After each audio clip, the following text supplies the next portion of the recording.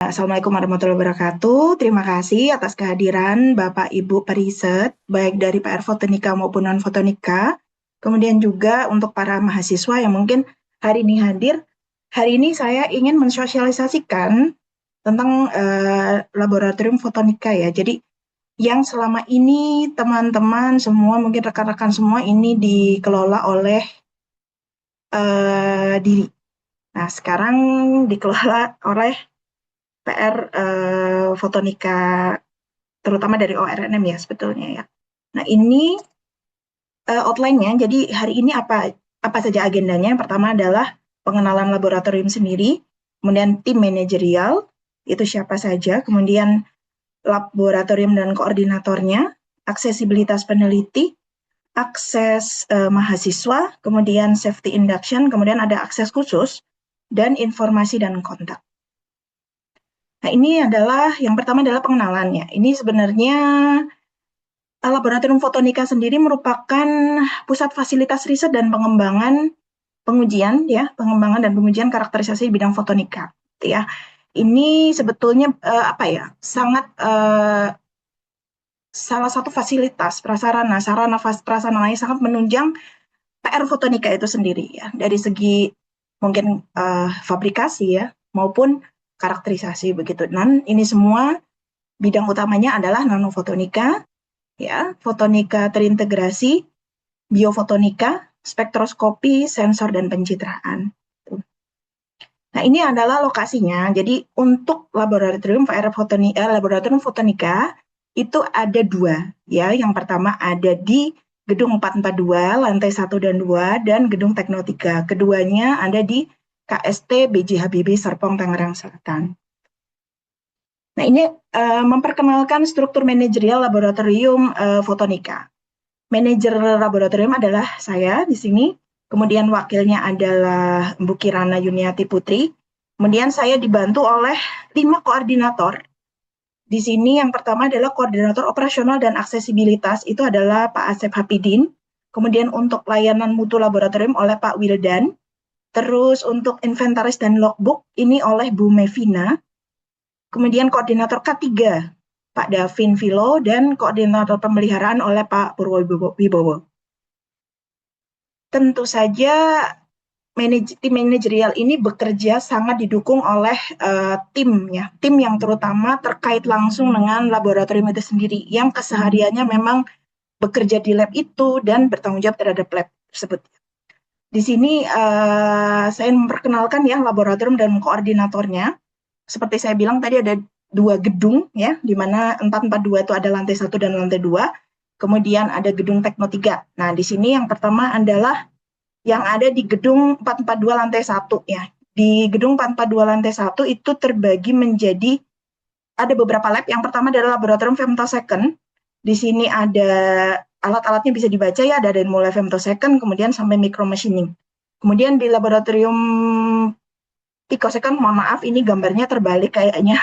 Yang nanosecond yang kanan ya, yang kiri picosecond yang tengah.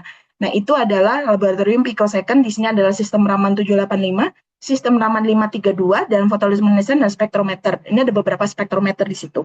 Di situ koordinatornya adalah Ibu Yuliati Herbani. Kemudian laboratorium nanosecond di sini adalah laser NDEAC ya. Kebanyakan di sini ada 2 main toolsnya, yaitu NDEAC QSMOD dan NDEAC Litron. Dan ada beberapa perlengkapan lainnya, yaitu alat-alat lainnya seperti pompa vakum. Kemudian di sini juga ada yang mungkin tidak tercantum, ada chamber ya, chamber untuk PLD dan lain sebagainya. Ini koordinatornya adalah Bu Afi Nurdidayah. Kemudian di gedung 442 lantai 1 lagi ada 3 lainnya, yaitu laboratorium dioda, laboratorium spektroskopi plasmonik, dan laboratorium preparasi. Di sini ada saya di laboratorium dioda. Alat-alatnya sebetulnya alat-alat kecil-kecil Bapak Ibu, dari mulai ultrasonic cleaner begitu ya, yang paling gede cuman vacuum oven gitu ya. Jadi walaupun dia sebetulnya vacuum oven ini termasuk yang full book begitu ya, karena memang di fotonika ada 1 saja untuk vacuum oven gitu, dan ada di lab dioda. Dan lainnya kecil-kecil termasuk UVV spektrometer yang lab modified gitu. Jadi memang tidak built-in pabrik saja, tetapi dia ada pelengkapnya gitu. yang sambungannya ada ke reflektansi, kemudian ada absorbansi dan lain sebagainya begitu. Ada beberapa fotokatalis chamber juga. Kemudian di lab spektroskopi plasmonik itu koordinatornya adalah Pak Iwan Darmadi. Di situ ada 2 tools yang besar ya yang yang sering dipakai, yaitu micromachining laser 450 nano, kemudian real time monitoring nanoplasmonik. Dan laboratorium preparasi ini sebenarnya lab kimia ya, tapi kita punya versi sederhana begitu, ada film hood, ada oven, lemari asam, hot plate, dan microwave. Itu koordinatornya adalah Pak Davin Vilo, sekaligus manajer atau koordinator K3. Di sini adalah lab plasma ya, yang pertama, aduh ini kebalik, mohon maaf kebalik lagi. Jadi koordinatornya ini kebalik, harusnya Pak Pardi itu yang di plasma, prime itu adalah Pak Wildan gitu. Tapi alat-alatnya tertera ya, jadi ada, jadi sebenarnya ini kayaknya yang kebalik fotonya. Yang jelas lab plasma itu ada plasma cleaner, tube furnace, sistem sensor gas. Kemudian untuk lab prime sendiri ada ion coater, sumber Brodmann halogen, ya, ada optical power meter, chamber hidrogenik, dan komputer simulasi. Itu koordinatornya Pak Wildan, sedangkan untuk plasma, koordinatornya adalah Pak Pardi Sampetola. Kemudian ini adalah lab optoelektronika, ini yang ada di Gedung Tekno 3. Gedung Tekno 3 sendiri di sini ada laboratorium optoelektronika, koordinatornya adalah Pak Dwi Hanto. Ya, di sini alatnya cukup banyak ya, dari mulai OSA, tunable laser, optical sensing, FBG integrator ya, sampai fiber optic slicer. Jadi memang sangat banyak ya, dan labnya juga cukup besar walaupun mungkin orangnya banyak yang bekerja di situ begitu ya, di optoelektronik ini. Kemudian adalah kontrol dan pengukuran presisi. Di sini ada motor rotary servo base, Quanser 3, helikopter eksperimen ya, UV light meter probe. Di sini koordinatornya adalah Pak Jalu Ahmad Prakosa. Nah, ini adalah yang masih under construction, yaitu di gedung 442 lantai 2. Kebetulan memang lantai 2 ini masih dalam proses pembuatan ya. Jadi sebenarnya gedungnya sudah ada, kemudian ruangannya sudah ready, namun perlengkapannya yang sifatnya seperti meja untuk lab, kemudian lemari dan sebagainya, termasuk setting eksperimen itu belum bisa karena masih dalam proses negosiasi dan lain sebagainya. Namun ini masih under construction, namun ruangannya sudah ada dan sudah ada penanggung jawabnya. Di sini untuk laboratorium spektroskopi lanjut, koordinatornya adalah Bapak Suhando Kodewisro. Kemudian foto processing itu adalah Asmida Hirawati. Kemudian laboratorium darkroom itu adalah Pak Samsul Hafiz. Plasmonic sensing oleh Bulia Aprilia, dan laboratorium sensor fiber oleh Pak Andris Jono ya, koordinatornya. Nah, itu tadi pengenalan untuk masing-masing lab dan koordinatornya. Mudah-mudahan Bapak Ibu tadi mengingat semuanya dengan baik ya, karena harapannya nanti ketika sudah mengingat, ketika ingin mengakses lab, itu akan mengetahui kepada siapa akan mengkontak gitu ya. Mungkin kalau untuk yang kesehariannya, Bapak dan Ibu sudah tahu koordinatornya siapa, namun ada beberapa kalanya kita tidak bekerja di lab yang biasanya begitu ya. Jadi Bapak Ibu mungkin yang tadinya mungkin tidak di laser kemudian masuk ke lab laser begitu dan sebagainya, harapannya tadi sudah mengetahui siapa koordinator dari lab tersebut.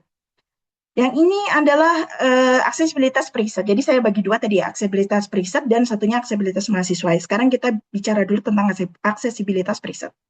Nah, Bapak Ibu mungkin beberapa waktu lalu Prof. Isna ini sudah memberikan link ya untuk aksesibilitas peneliti. Jadi portal akses booking laboratorium fotonika ini melalui microsite print ya, kami mendevelopnya dengan konsep yang sederhana, namun harapannya bisa melingkupi semua informasi, dokumentasi maupun aksesibilitas. Gitu. Bisa di-scan ataupun bisa diklik di sbrin.go.id m/, Lab Fotonika 2026. Isinya apa saja Bapak Ibu? Nah, yang pertama itu adalah profil. Profil ini ya, betulnya Prof. Isna ini kalau profil ini yang kemarin yang membuatnya begitu. Jadi lebih ke arah laboratorium fotonika yang sangat berkolerasi dengan pusat riset fotonika tentu saja. Kemudian ada daftar lab dan alat lab fotonika yang masih dalam proses updating, dan booking alat lab fotonika, permohonan aksesibilitas, formulir aksesibilitas, dan kontak. Ini adalah aksesibilitas yang pertama. Jadi kalau Bapak dan Ibu itu mau melakukan aksesibilitas ya, jadi itu adalah melalui link tadi ya. Jadi akses portal lab fotonika, berkomunikasi dengan koordinator lab terdekat, kemudian membooking alat ruangan melalui website, penggunaan alat sesuai dengan arahan koordinator penyelia dan mengisi logbook setelahnya. Nah, ini adalah ininya ya. Jadi caranya. Jadi ini untuk terutama untuk periset yang fotonika. Jadi booking alat, klik, kemudian di situ ada pilihan, ada berbagai macam labnya. Dan masing-masing lab sebetulnya saya bebaskan untuk memiliki apa ya namanya?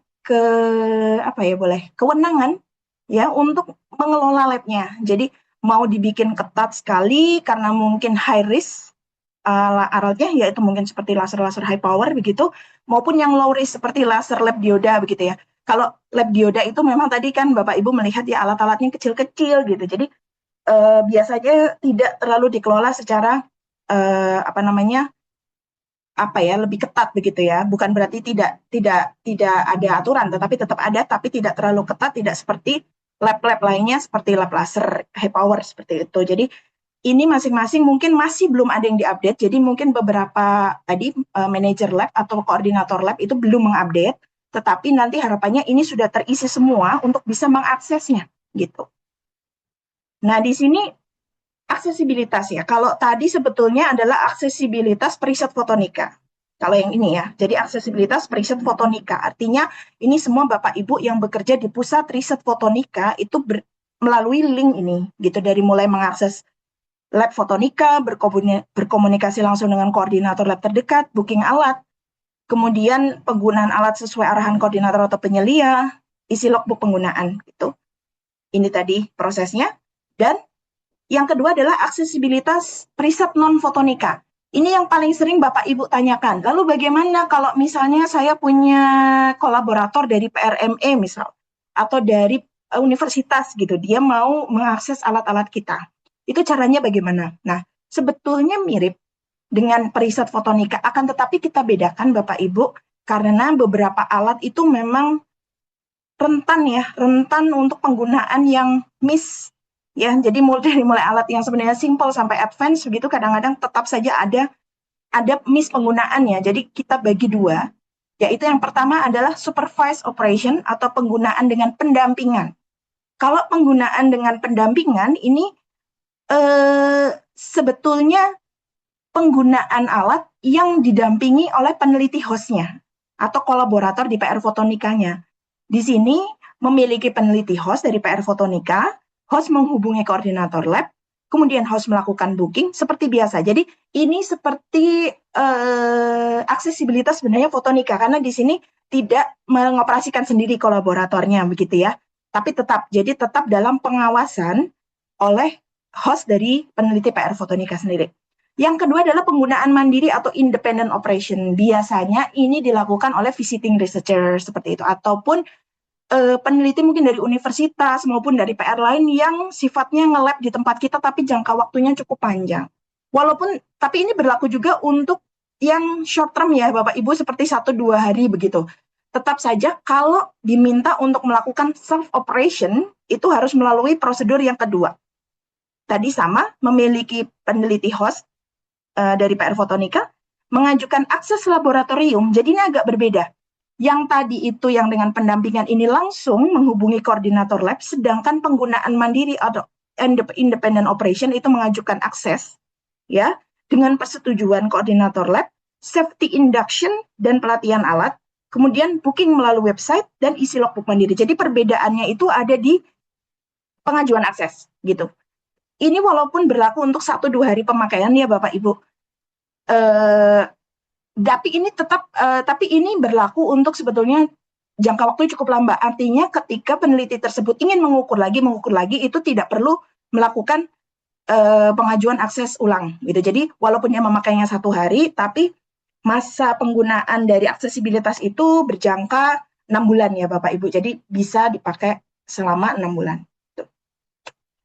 Nah, ini adalah aksesibilitas mahasiswa. Mahasiswa ini tadi untuk yang self operation ini juga akan dijelaskan di sini ya. Jadi aksesibilitas mahasiswa di sini berlaku untuk postdoc, visiting researcher, preset non fotonika self operation.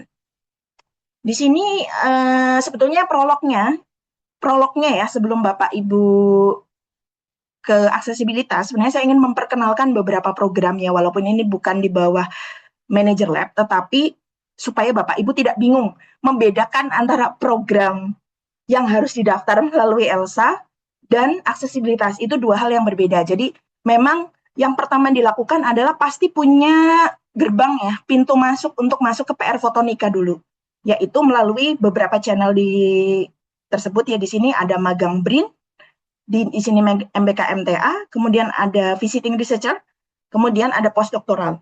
Kemudian ada yang paling baru, ini di launching oleh Prof. Isnaini kemarin ya. Ini adalah PRISM. Di sini adalah Prism non fotonika, self operation juga termasuk di sini. Mahasiswa magang non manajemen talenta juga termasuk di Prism.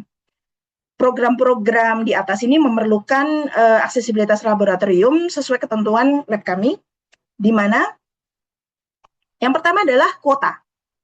Yang pertama adalah kuota. Di sini adalah kuota yang ditetapkan oleh PR Fotonika, di mana ada 5 mahasiswa bimbingan per periset per periode. Di sini ada masing-masing. Jadi walaupun maksimum 5, tetapi perbagiannya itu ada kuota. Jadi mahasiswa S1 MBKM magang itu maksimum 4. Terus kemudian mahasiswa DPRS 2 S3 ada 3. Bimbingan khusus postdoktoral visiting researcher magang riset jalur khusus ini ada 2. Walaupun harusnya ya 4 tambah 3 tambah 2 itu bukan 8 ya Bapak. Bukan berapa ini?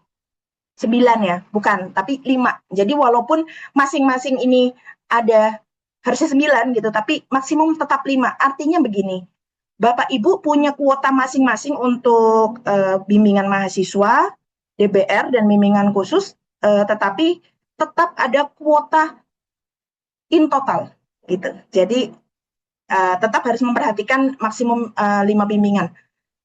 Nah, di sini bimbingan telah selesai, dapat baru menerima bimbingan baru gitu ya.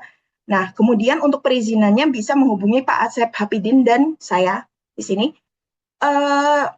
Terkait ini apa namanya ya?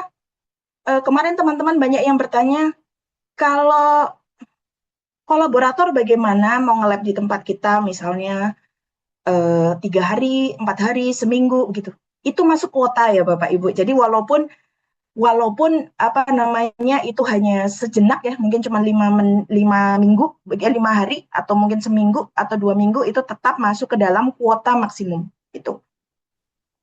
Ini alurnya. Jadi ini berlaku untuk mahasiswa, postdoc, visiting researcher, periset fotonika. Harapannya ini nanti juga disampaikan ke mahasiswanya ya Bapak Ibu apabila mau melakukan aksesibilitas. Dulu ini dikelola oleh diri. Mungkin Bapak Ibu juga familiar ya dengan segala form-form diri itu. Ada 3 atau 4 kalau tidak salah ingat. Nah, kita mencoba meringkas proses itu menjadi satu form nantinya. Ya. Di sini aksesibilitasnya kembali ke apa namanya ke web kami ya, yang tadi ada registrasi ya. Jadi ada formulir yang diisi, kemudian mengunggah di Google Form. Kemudian ada proses verifikasi, ada safety induction test, terus kemudian penerbitan akses laboratorium oleh KST. Di sini kegiatan penelitian dimulai, exit clearance. Di sini adalah pendaftarannya. Jadi saya jelaskan satu persatu. Jadi di link yang tadi, Bapak Ibu, ada bagian tentang pendaftaran aksesibilitas. Kalau itu diklik, ada tautan formulir, di mana di situ ada formulir permohonan penggunaan laboratorium docs. Nah, itu diisi, ya mahasiswanya. Ada satu formulir saja. Kalau dulu kan kalau tidak salah, diri itu ada 3 atau 4 formulir ya, saya agak lupa gitu. Nah, ini dijadikan satu formulir. Di situ ada tanda tangannya dari mahasiswa, kemudian ada tanda tangan peneliti pembimbing, terus kemudian manajer lab fotonika, kemudian kepala PR fotonika. Dan ini semua di DS, diajukan DS, kemudian setelah itu diunggah melalui Google Form yang tadi. Jadi ada tautannya ya Bapak Ibu kalau Bapak Ibu membuka di websitenya. Nah itu diunggah, kemudian nantinya akan dilakukan verifikasi kuota dan kelengkapan persyaratan. Bapak Ibu kalau sekarang sedang membuka websitenya, itu juga kami sedang menambah fitur ya, yaitu monitoring pendaftaran. Jadi nanti di monitoring pendaftaran itu ada statusnya. Mahasiswa Bapak Ibu itu sudah approve atau belum. Begitu. Jadi nantinya juga ada email dari kami ya mengatakan bahwa oh ya sudah approve, kemudian bisa lanjut ke safety induction test seperti itu. Namun apabila email itu dirasa belum sampai atau bagaimana, mahasiswa Bapak Ibu bisa memantau melalui link di website tersebut juga, di web yang bagian aksesibilitas. Nah, selanjutnya adalah safety induction test. Safety induction test ini dilakukan setelah mendapat email approval dari manajer laboratorium. Tahapannya adalah mengikuti safety induction test secara daring. Materi tersedia secara online. Jadi ada 3 materi yang sebetulnya di situ Bapak Ibu. Yang pertama adalah materi di bidang elektronika, laser, dan kimia. Dan ini akan disesuaikan tergantung lab Bapak, mahasiswa Bapak dan Ibu. Misalnya untuk lab yang laser gitu ya, itu nantinya akan mendapat ya materi kebanyakan laser dan kimia gitu. Kalau untuk mahasiswa yang mungkin optoelektronika itu akan banyak materi elektronika dan laser. Gitu. Jadi tidak banyak materi tentang kimia atau mungkin tesnya juga nanti tidak kimia. Gitu. Step ketiga ini adalah mengikuti safety induction test secara daring. Passing grade-nya adalah 100. Kenapa kita menetapkan passing grade tinggi atau sempurna? Karena safety itu sangat penting gitu. Paling tidak kalau meletakkan standar 100 itu mahasiswa akan benar-benar belajar dan di sini dapat mengulang. Jadi sifatnya apabila belum 100, nilainya masih 80, masih ngulang lagi, dia akan baca lagi sampai dia dapat 100 gitu ya. Kenapa ini penting? Karena beberapa waktu yang lalu mungkin Bapak dan Ibu juga sering mendengar ya ada beberapa kasus kecelakaan atau mungkin kecelakaan kerja di lab, dan itu harapannya bisa dihindari apabila mahasiswa itu nge-lab dengan banyak berpikir. Tidak hanya nge-lab tapi juga berpikir, begitu ya. Ini boleh apa tidak dilakukan dan aware, gitu. Kemudian di sini ya materinya tadi, materi dan soal disesuaikan setiap lab, misalnya optoelektronika, laser elektronika, kemudian LEMS misalnya ya, itu mungkin laser dan kimia, semacam itu, begitu. Nanti mungkin akan disesuaikan. Demikian pula untuk SPM, N+, dan lain sebagainya, gitu ya. Nah, ini setelah lulus, koordinator manajer K3 bersurat ke KST. Di sini KST yang akan menerbitkan aksesibilitas laboratorium ini tetap. Jadi, kartu itu tetap, namun kendali ini semua ada di PR dan di tim manajerial. Jadi nanti mungkin di sini Pak Davin ya yang akan bersurat ke KST. Lalu, safety induction test ini berapa kali gitu ya? Sebetulnya enggak berapa kali, tetapi setiap kali ada mahasiswa, kemudian diterbitkan approval, itu langsung bisa mengikuti safety induction secara daring maupun safety induction test gitu. Jadi ini akan bisa langsung tidak menunggu periode ya, bisa saja dalam seminggu, 2 minggu langsung bisa begitu. Jadi tergantung nanti bagaimana approvalnya. Kalau misalnya sudah memenuhi syarat, kuota oke, langsung diterbitkan, boleh mengikuti langsung safety induction gitu. Nah ini ya, jadi ada sedikit ilustrasi ini dari AI, tapi menurut saya sangat menarik, jadi saya presentasikan ya. Jadi safety induction test terasa ribet tapi wajib demi keselamatan.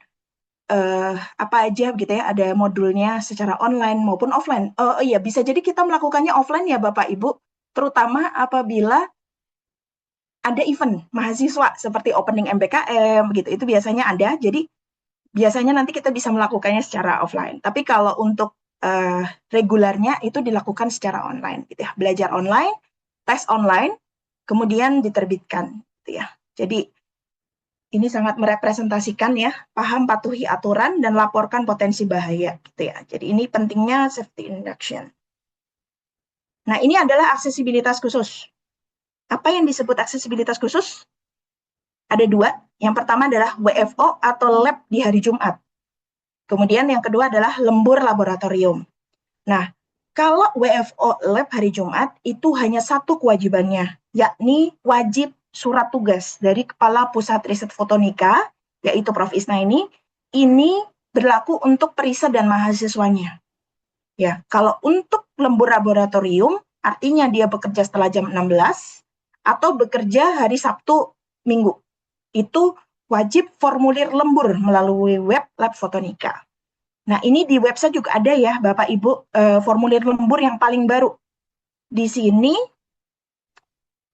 nah ini penting, ini mengupdate yang dilakukan diri sebelumnya ya, karena kita banyak mendapati manajer lab atau koordinator lab, mohon maaf ya, koordinator lab tidak tahu ada yang lembur di labnya, gitu. Jadi tahu-tahu Sabtu Minggu ada yang nge-lab, Senin ada trouble, siapa ya? Ternyata koordinator labnya tidak tahu begitu. Jadi kita melakukan sedikit pembaruan ya untuk masalah DS-nya. Yang pertama adalah dilakukan, walaupun di situ tanda tangannya ada 3, pembimbing, manajer lab, dan KPR Fotonika. Jadi DS tanda tangan ya, bukan paraf ya Bapak Ibu. Jadi tanda tangannya ada 3, pembimbing, kemudian manajer lab, dan kepala PR Fotonika. Namun ditambah paraf DS oleh koordinator penyelia laboratorium.